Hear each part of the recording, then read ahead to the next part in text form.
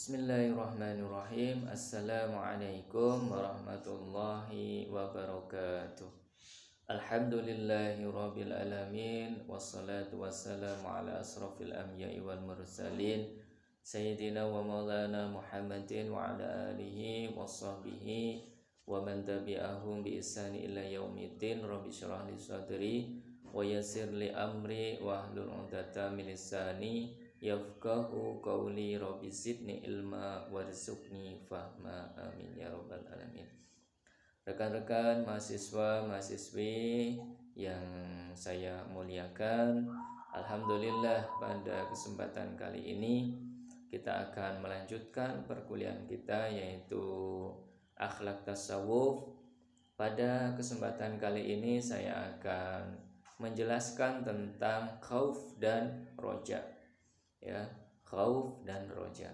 Yang pertama nanti saya akan menjelaskan tentang apa itu khauf, apa itu roja, kemudian terkait dengan ayat-ayat yang berkaitan dengan khauf dan roja, dan hal-hal yang terkait dengan pembahasan kita pada kesempatan kali ini. Yang pertama, bahwa khauf dan roja merupakan salah satu hal atau ahwal yang disepakati oleh para ulama bahwa khauf dan roja ini merupakan kondisi yang bisa dialami oleh seorang salik yang menempuh jalan rohani menuju Allah Subhanahu wa taala. Ketika seorang salik itu menempuh perjalanan rohani dengan tazkiyatun nafs atau membersihkan hatinya, membersihkan jiwanya dengan amaliyah yang telah diwajibkan oleh Allah Subhanahu wa taala ataupun yang telah ditetapkan disunahkan oleh Rasulullah sallallahu alaihi wasallam. Nah, dengan amalan-amalan yang telah dilakukan itu, maka dalam perjalanan seorang salik ini bisa mengalami kondisi atau ahwal khauf dan roja. Baik, apa makna dari khauf dan roja ini? Yang pertama terkait dengan khauf. Kata khauf ini berasal dari bahasa Arab, ya, yang berasal dari khaufa ya khaufu khaufan, yang artinya adalah takut, rasa takut. Rasa takut atau ketakutan atau kepanikan. Yang dimaksud di sini, rasa takut di sini adalah takut kepada Allah Subhanahu wa taala, takut atas kekuasaan Allah Subhanahu wa taala, takut atas jalaliyah Allah Subhanahu wa taala yang maha perkasa, yang maha segalanya. Nah, ini rasa takut kepada Allah Subhanahu wa taala. Nah, kemudian juga roja ya, roja atau roja ini merupakan kata yang berasal dari bahasa Arab yang artinya adalah harapan, ya, atau mengharap, ya, suatu keadaan, ya, atau kondisi jiwa seseorang, mental seseorang, ya, suatu keadaan akan adanya harapan, limpahan rahmat dari Allah Subhanahu wa taala. Kondisi takut tadi yang timbul dalam dirinya, ya, yang atas kekuasaan Allah, atas jalaliyah Allah Subhanahu wa taala, tetapi juga dia merasakan hal yang sebaliknya dari rasa ketakutan itu, ya, harap, ya, mengharapkan rahmat, ya. Allah tidak menurunkan azab atau kesulitan pada dirinya, tetapi mengharapkan rasa kasih sayang Allah Subhanahu wa taala, yaitu sifat jamaliyahnya, yang keindahannya, kelembutannya, ya, yang itu merupakan sifat dari Allah Subhanahu wa taala. Sehingga rasa khauf dan roja ini di dalam tasawuf merupakan dua sayap. Ya, dua sayap yang menjadi sarana untuk seseorang itu terbang menuju Allah Subhanahu wa taala. Nah, kemudian secara terminologi bahwa kata khauf maupun roja ya, khauf ini adalah rasa takut kepada Allah sedemikian rupa sehingga merasa bahwa Allah akan tetap menyiksa meski kita memiliki kebaikan atau amal yang banyak. Karena ketidaksempurnaan ibadah di hadapan keagungan wujud Allah Subhanahu wa taala. Ya, merasa bahwa nanti Allah ini akan tetap menyiksa saya. Ya. Karena memang ketidaksempurnaan bahkan Allah sendiri terhadap amal perbuatan kita ini tidak membutuhkan. Kita yang membutuhkan. Ya, Allah tidak membutuhkan, Allah sendiri zat yang maha sempurna. Allah yang maha sempurna. Allah dengan ibadah yang kita lakukan itu tidak akan menambah kesempurnaan Allah. Ataupun kalau kita pun bermaksiat kepada Allah itu tidak menjadikan kemuliaan Allah itu berkurang, kesempurnaan Allah berkurang, tidak. Tetapi ibadah itu yang menjadikan kita ini menjadi lebih sempurna, ya, lebih bermakna. Ya, jadi ibadah yang kita lakukan itu efeknya, pengaruhnya kepada diri kita, bukan kepada Allah. Kemudian roja, ya, secara terminologi ini yaitu sifat mental yang optimis, harapan dalam memperoleh karunia, kasih sayang dan rahmat Allah sebab sifat-sifat yang dimilikinya. Sifat Ar-Rahman yang dimiliki oleh Allah yang memberikan kepada semua makhluknya tanpa terkecuali, baik itu yang taat kepadanya maupun yang tidak. Allah memberikan semuanya, memberikan kasihnya kepada semuanya. Tetapi itu terbatas di dunia ini. Nanti kalau bagi orang-orang yang kafir, yang ingkar, ya, kasih Allah itu tidak akan bersambung di akhirat. Namun rasa kasih sayang Allah Ar-Rahman Ar-Rahim ini, ya, akan bersambung kepada orang-orang yang beriman ini di akhirat kelak. Nah, ini sifat Allah Subhanahu wa taala yang Maha Pengasih ini menjadikan harapan bagi kita untuk memperoleh rahmat-Nya. Kepada yang kafir saja Allah memberi, ya, dan kita berharap kita yang senantiasa berusaha untuk taat kepada Allah, untuk berusaha melakukan apa yang diperintahkan oleh Allah dan menjauhi larangan-larangannya, memperoleh rahmat-Nya, memperoleh kasih sayang-Nya. Nah, ini harapan, ya, harapan. Dan sifat khauf dan roja ini harus seimbang di dalam diri kita. Jangan sampai khauf ini lebih besar atau roja yang lebih besar. Karena kalau khauf lebih besar maka kita menjadikan kita putus asa, ya. Ataupun kalau kita rojanya, harapan kita lebih besar dari khauf, maka kita akan meremehkan amal perbuatan kita.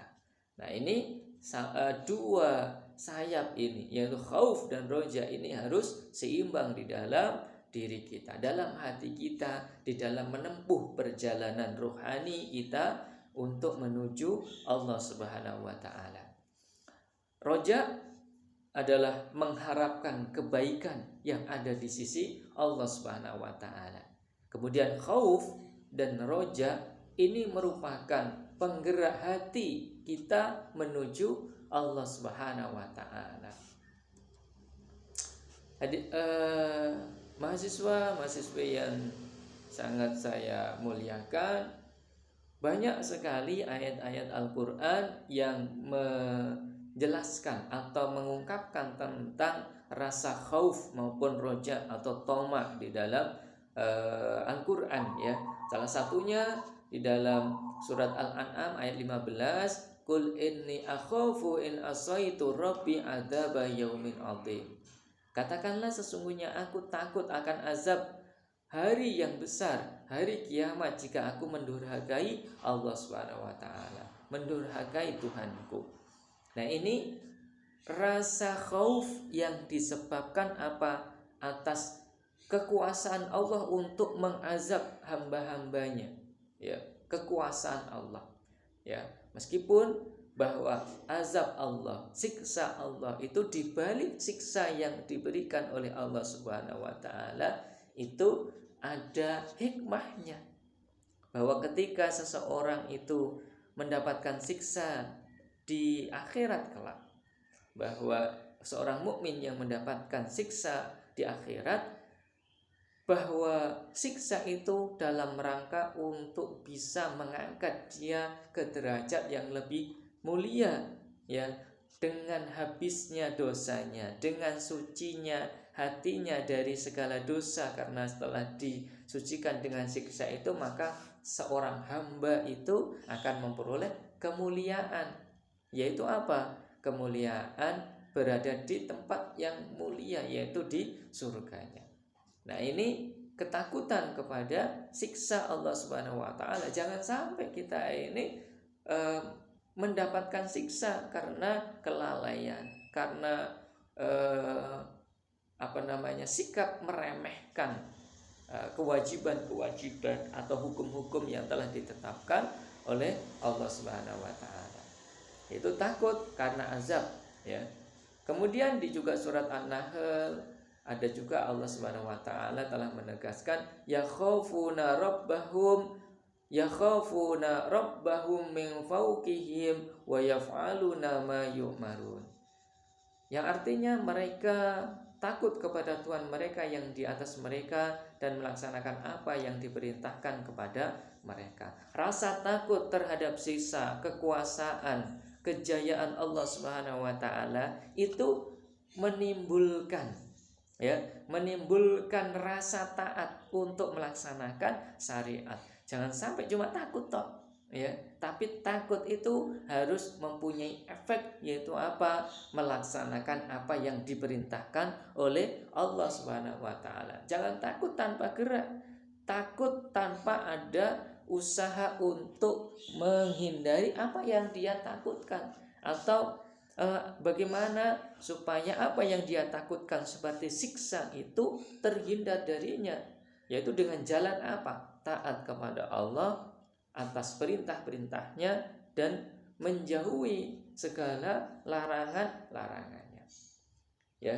Kemudian juga di dalam surat Ar-Ra'd Allah juga menegaskan a'udzubillahi minasyaitonirrajim walladzi yurikumul barqa yaufan wa tama'an wa yunshis sahabas siqal.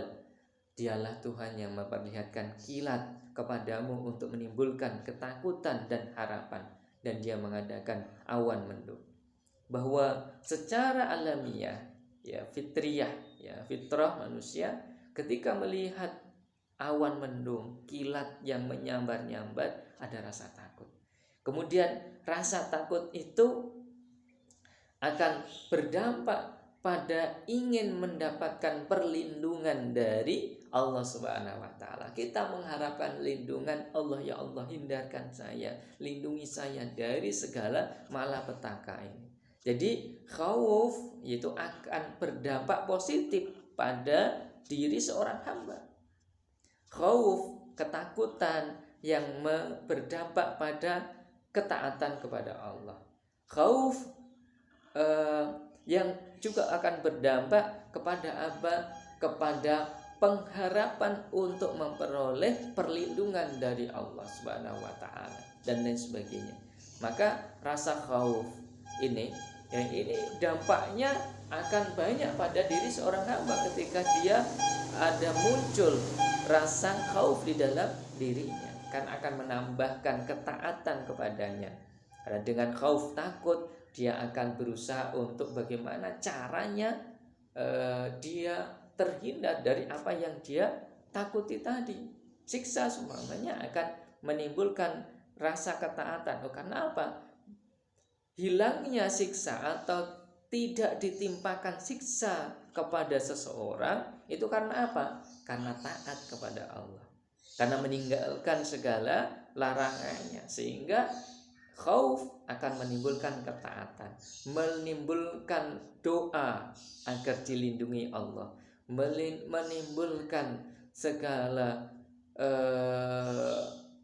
menjauhkan diri kita dari segala perbuatan yang tidak baik, menimbulkan kita ingin menolong orang lain, ya, dan sebagainya. Ini dampak dari apa? Rasa khauf maupun roja. Banyak sekali ayat-ayat yang bisa kita jadikan sebagai dalil penguat terkait dengan rasa khauf dan roja yang timbul di dalam hati, di dalam jiwa seseorang ketika seseorang itu menempuh perjalanan kepada Allah Subhanahu wa taala. Sebab perjalanan kepada Allah Subhanahu wa taala itu harus dengan ketaatan kepadanya, dengan menjalankan syariatnya. Ya, syariat, tarekat, ma'rifat, hakikat. Nah, ini harus ditempuh oleh seseorang, karena memang tanpa syariat, ya, maka perjalanan menuju Allah Subhanahu wa taala ini tidak akan sampai. Karena jalan yang telah ditetapkan oleh Allah untuk menujunya yaitu jalan syariat. Memperoleh kemuliaan di akhirat kelak dengan syariat. Ya, artinya bahwa syariat itu, ya, merupakan jalan yang lurus untuk menuju Allah Subhanahu wa taala. Adapun terkait dengan hadis yang menegaskan tentang khauf maupun roja ini, dalam salah satu sabda Rasulullah sallallahu alaihi wasallam telah bersabda Rasulullah, Allah yang Maha Tinggi berkata, janganlah orang-orang yang beramal demi aku mengandalkan amal-amal mereka karena ingin memperoleh ganjaran dariku. Sebab seandainya mereka bersungguh-sungguh menghabiskan tenaga mereka sepanjang hidupnya dalam mengabdi kepadaku, ibadah mereka tetap kurang dan tidak akan mencapai hakikat penghambaan terhadapku. Dalam pencarian mereka akan kemurahan dan akan kemurahan, rahmat dan kebesaranku terhadapku. Dalam mencari mereka aneka nikmat surgaku dan makom-makom tinggi di sisiku. Namun dengan rahmatku lah mereka harus bersandar, kemurahanku lah hendaknya yang mereka harapkan, dan dengan berprasangka baik kepadaku lah hendaknya mereka tenang, karena sesungguhnya dengan itu rahmatku akan mencapai mereka dan pengampunanku akan meliputi diri mereka. Sesungguhnya akulah Allah yang Maha Pengasih dan Maha Penyayang, dan karena itu aku dinamakan demikian. Rekan-rekan mahasiswa, bahwa dalam hadis ini, dalam Rasulullah telah menegaskan bahwa seseorang yang menuju Allah Subhanahu wa taala jangan mengandalkan amal yang telah dia lakukan. Ya, jangan merasa bahwa dirinya dengan amal itu telah mencapai kemuliaan di hadapan Allah, rahmat Allah. Tetapi karena limpahan apa yang telah diberikan kepada kita berupa rezeki, kehidupan, kenyamanan hidup, kesehatan, dan lain sebagainya yang telah kita terima dari Allah, dengan ibadah yang kita lakukan itu tidak akan bisa dengan ibadah yang kita lakukan itu tidak seimbang dengan apa yang telah dikaruniakan kepada kita itu.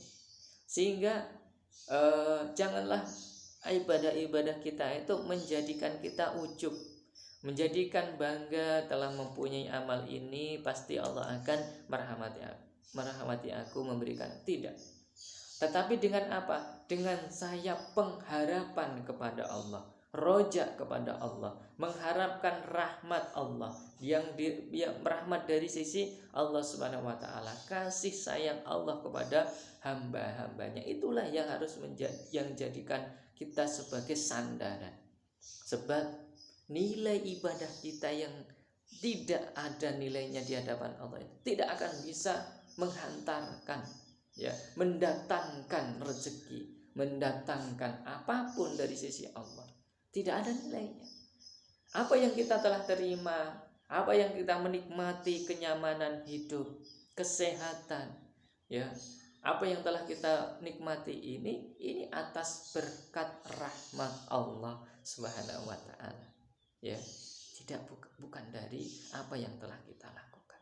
Meskipun Allah Subhanahu wa taala berjanji dengan ketaatan-ketaatan yang kita lakukan akan memberikan kasih sayangnya, memberikan rahmatnya, rezekinya kepada kita. Tetapi itu bukan merupakan sebab. Yang sebabnya itu adalah rahmat Allah, kasih sayang dari sisi Allah Subhanahu wa taala. Demikian juga di dalam riwayat hadis yang lain diriwayatkan bahwa Al-Haris atau ayahnya berkata, aku bertanya kepada salah satu imam, yaitu Imam Shadiq, hal-hal apa saja yang disebutkan dalam wasiat Luqman. Ia menjawab, ada beberapa hal yang sangat mengagumkan di dalam wasiat itu, dan yang paling mengagumkan yang dikatakannya kepada anaknya adalah sebagai berikut. Takutlah kepada Allah, khauflah kepada Allah sedemikian sehingga engkau merasa jika engkau datang kepadanya dengan kebaikan albir sebesar dua dunia ini sakolai, dia tetap akan menghukum. Berharaplah kepada Allah dengan harapan yang sedemikian sehingga engkau merasa jika engkau datang kepadanya dengan dosa sebesar dunia, dia tetap akan mengasihanmu. Lalu Abu Abdullah menambahkan, ayahku berkata, yang ada pada hati seorang mukmin hanya dua cahaya, cahaya kecemasan dan cahaya harapan, cahaya ketakutan dan cahaya harapan, khauf dan roja. Jika diukur, yang satu tak akan melebihi selainnya dan sebaliknya. Dalam riwayat ini jelas bahwa ketakutan maupun harapan ini harus seimbang, harus ada di dalam diri kita, khauf dan roja, dalam setiap aktivitas kehidupan kita, terlebih dalam amal perbuatan kita. Bahwa meskipun kita ini seolah-olah membawa amal sebesar dua dunia atau lebih, kita merasa bahwa Allah akan tetap mengazab kita karena tidak ada nilainya di hadapan Allah. Tidak ada kesempurnaan dalam ibadah kita. Namun juga dalam diri kita ada rasa roja dengan rahmat dan kasih sayang Allah, meskipun kita ini membawa dosa sebesar dua dunia, Allah akan tetap mengasihi kita karena rahmatnya, kasih sayangnya kepada makhluk ciptaannya, makhluk yang telah diciptakannya. Rekan-rekan mahasiswa, bahwa di dalam pandangan tasawuf, khauf dan roja ini bahwa tasawuf menegaskan bahwa dia Allah melihat dirinya dan seluruh alam serta seluruh maujud mungkin yang diciptakannya memiliki kekurangan secara esensial, tenggelam dalam gelombang kekurangan dan kehinaan serta selalu dalam samudera kemiskinan, kepapaan, kebutuhan dan kebergantungan kepada zat yang wajib wujudnya, yaitu Allah Subhanahu wa taala. Bahwa seorang hamba, seorang makhluk ini di hadapan Allah Subhanahu wa taala selalu berada dalam kefakiran, butuh kepada Allah, kurang kepada Allah Subhanahu wa taala, selalu tenggelam dalam kekurangan, kehinaan, kemiskinan, kepapaan, dan kita selalu butuh kepada Allah Subhanahu wa taala. Nah, ini adalah rasa yang timbul karena memang kita ini lemah, akibat dari kelemahan kita, sehingga ada rasa ketakutan. Kita merasa bahwa diri kita ini dengan rasa khauf ini merasa kekurangan terus kepada Allah. Harapan hanya tertumpu kepada Allah saja.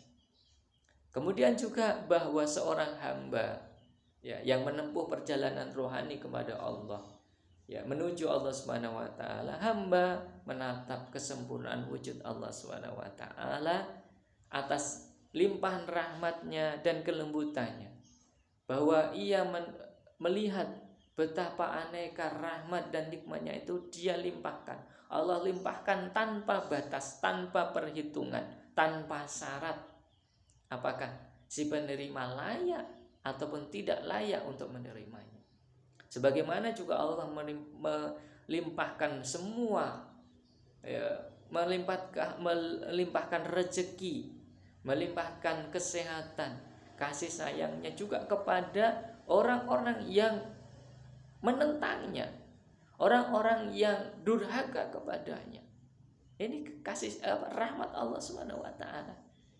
Ya, diberikan kepada siapa saja, yang taat maupun yang tidak taat.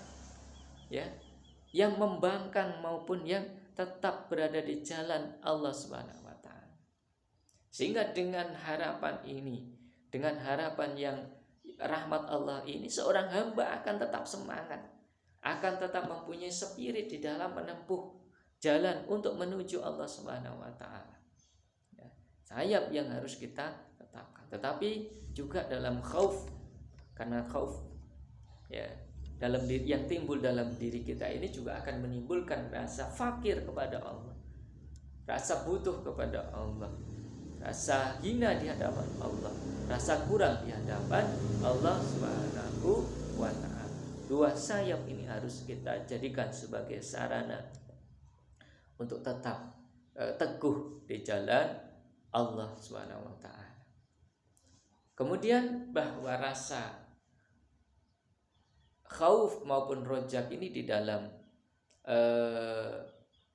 tasawuf ini mempunyai tingkatan-tingkatan. Rasa takut bagi seorang awam adalah rasa takut terhadap siksa Allah Subhanahu wa taala. Ini yang pertama, tingkatan yang pertama, tingkatan awam.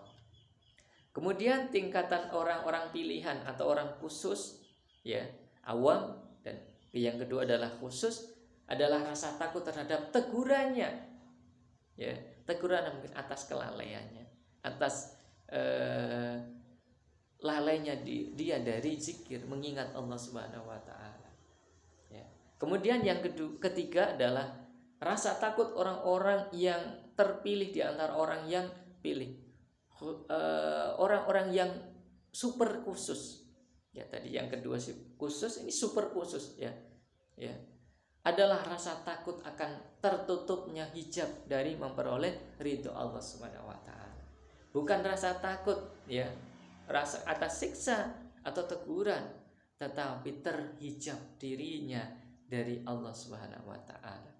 Ya, dari ridhonya Allah Subhanahu wa taala.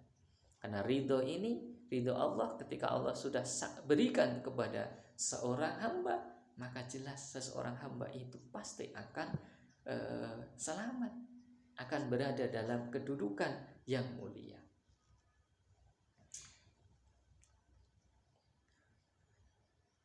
Rekan-rekan mahasiswa yang sangat saya muliakan, bahwa sebagai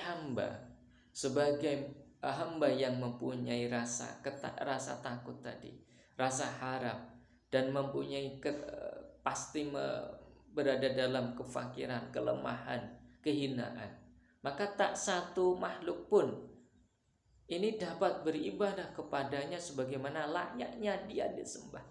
Seorang hamba ini tidak akan mungkin bisa beribadah sebagaimana layaknya Allah itu disembah. Ya, layaknya Allah disembah karena keagungannya tadi. Ini bagaimana? Seorang tidak akan bisa mencapai itu. Maka rasa ketakutan ini, ya, ini pasti timbul karena kita tidak akan bisa sampai kepada penghambaan yang sempurna, yang layak bagi Allah.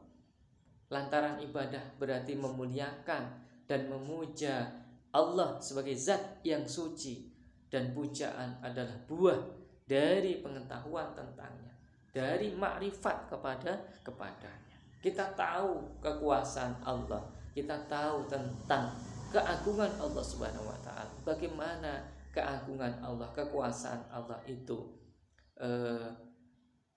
kita memberikan sesuatu yang layak berupa